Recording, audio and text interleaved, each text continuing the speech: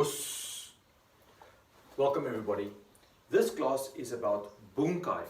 Bunkai meaning application. Every single movement that you do in a kata has got a meaning or a purpose to it. In other words, an application. You will never do something in a kata, a movement, when there is no purpose for that particular movement. Because kata has been developed scientifically so that everything that you do therefore has got a meaning. So I would like to point out two particular Bunkai applications in a higher kata, but then also in a Sentai group kata, which I would like to show you how certain things that you do have got maybe more than one application to it. In other words, the meaning. So if we take kata Heian Shodan, for example, movement number 1, we know the movement is a left downward block. In other words, gerambarai, to the left. This is how the kata starts on movement number 1. The basic bunkai of the first move of Heian Shodan is a gerambarai block, which is for a maigiri kick. For example, chudan level. So on the first movement, if you can imagine someone kicking with their right leg, a maigiri towards you, you're doing the wind up, and as you step, you are blocking with your wrist onto the person's ankle by blocking down like this. Movement number 2 then is a step and a punch. After you've blocked, you then step and punch. But that movement can have various other interpretations.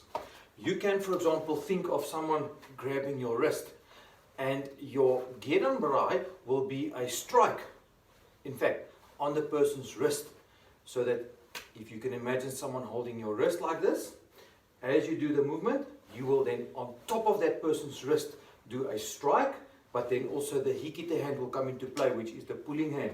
So imagine striking and also pulling the opposite hand back. And there we can go along and we can add a few others as well. The analogy I want to draw between movement number 1 of Heian Shodan and movement 7 and 8 of kata impi, which is the Sentai group kata. So I would like to go one step further. This left arm that's going to wind up, I want you to, as a different variation of bunkai, think of it being a block. So now, if you think of someone with their right leg in front, stepping left foot and punching with their left arm towards you, this wind will in fact become a block. And your right hand, which is in fact your pointing hand in Heian Shodan normally, will become a strike or a punch. So if you can imagine blocking someone's hand like this and at the same time punching like this. So this will become a block and that will become a punch. And then the left arm again from here, maybe a groin strike.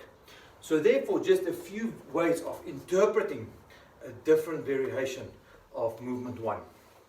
Like I said, the analogy I want to draw then with kata impi. In impi, movement 7, after the agizuki, we open this hand and we lift the leg up, and then from there we step in and then we're doing a block across. And that is the same as in Heian Shodan. So think of from here, the opening and blocking and punching like this.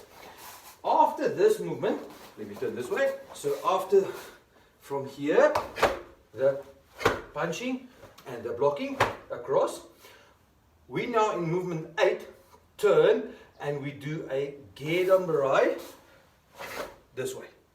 And therefore this shoulder must almost stay unchanged. Some people like this, so not correct in impi.